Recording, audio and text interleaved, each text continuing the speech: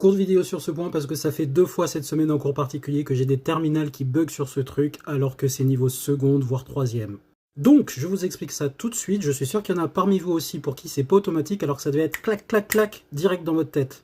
Quand vous avez une question juste après avoir étudié les variations de votre fonction f qui est du style montrer que l'équation f de x égale 0 ou n'importe quelle autre valeur admet une unique solution alpha sur l'intervalle. Si vous avez bien vu ma vidéo, voire dans la description sur mon profil sur le TVI, vous savez que c'est une application du corollaire du TVI. Donc allez la voir pour connaître la rédaction parfaite à ce type de question.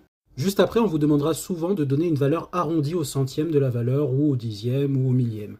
Et vous allez chercher ça à l'aide de votre calculatrice. Vous savez que alpha est solution de l'équation f de x égale 0. Et donc en traçant votre fonction et en regardant dans un tableau de valeurs, vous allez voir autour de quelle valeur de x f de x est environ 0. Et au moment où vous passez de négatif à positif ou de positif à négatif selon les variations, vous savez que vous avez une approximation de votre alpha. Vous mettez le pas de votre calculatrice pour passer d'une valeur à l'autre au centième, la précision qui est voulue dans l'énoncé, et vous vous baladez jusqu'au changement de signe. Si par exemple l'équation était f de x égale 2, vous vous baladez jusqu'à ce que vous passiez de 1,9 je sais pas combien à 2,0 quelque chose je sais pas combien.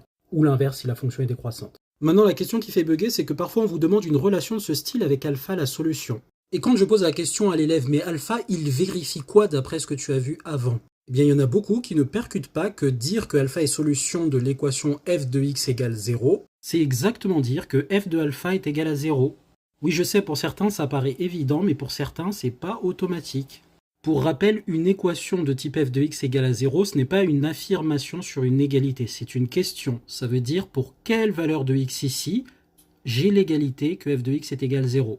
Et quand on dit que alpha est solution de cette équation, ça veut dire que alpha est la réponse à la question pour quelle valeur de x j'ai l'égalité.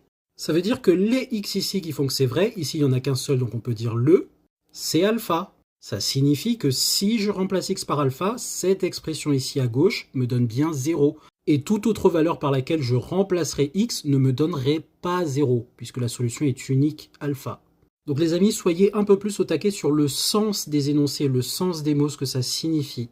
Au moins la moitié des questions du bac, c'est une question de comprendre le sens de ce que vous lisez, d'être capable de comprendre du français. Et c'est vraiment dommage de perdre des points pour ça. Et bien sûr, qu'est-ce qu'il faut faire ? Eh bien, on part de f de alpha est égal à 0, puisque c'est ce que vérifie alpha. On remonte à l'expression de x et on remplace les x par des alpha.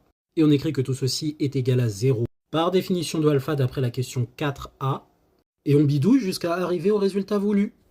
Généralement, les manipulations sont très simples à faire. Vous avez juste à poser f de alpha égale 0 et à arranger les choses en vous demandant mais comment je fais pour obtenir ce que je veux. Il y a de l'exponentielle et vous avez du logarithme avant, donc vous savez que l'expo va compenser un logarithme et des trucs comme ça.